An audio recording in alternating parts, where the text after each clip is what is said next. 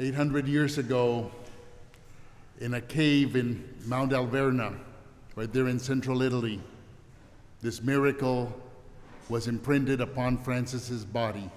After years of venerating and preaching the crucified Christ, and very much over and over again saying that he was dead to the world, that he had been crucified, just like St. Paul, making those words his own, and then it happens.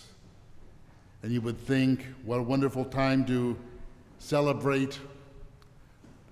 Yes and no, because it was also not one of the most glorious of times in Francis's life. He only had 2 years left to live.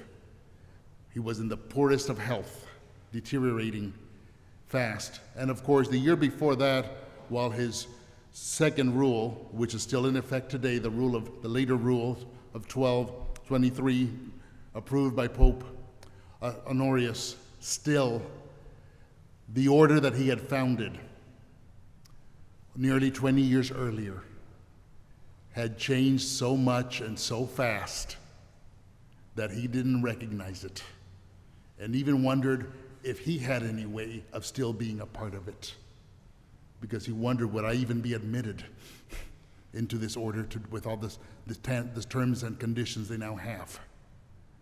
Yet, God still had room for him.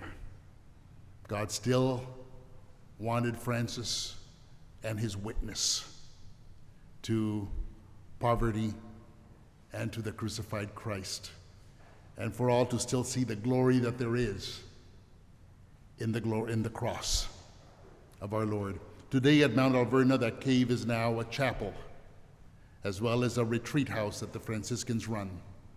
This past March, I had the privilege of being there on a special Lenten pilgrimage that focused on the 800th anniversary of the Stigmata of our Holy Father Francis, visiting our holy sites in Rome and in Assisi.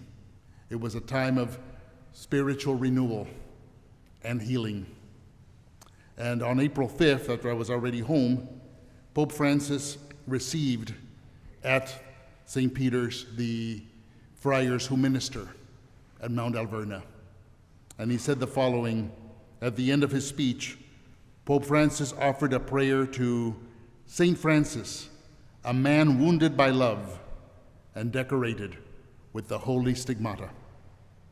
May our wounds be healed by the heart of Christ, to become like you, witnesses of his mercy, which continues to heal and renew the life of those who seek him with a sincere heart.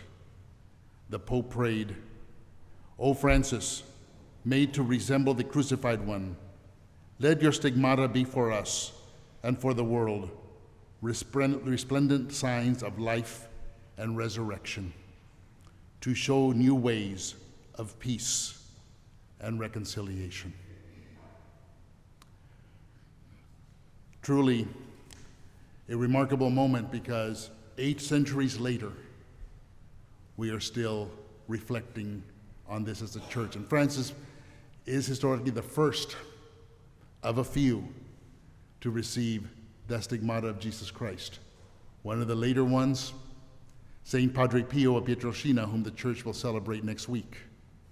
Another one who took the suffering and made sure that God's glory would not be forgotten, that there was glory in that cross, in that pain and that suffering. There's no way around it. Every church we walk into that has Stations of the Cross, let's look at them very carefully and see that our Lord fell 3 times and 3 times got up. We have no excuse. No fall should ever be the last chapter or the last word, especially when there is a mission that God has given us to complete.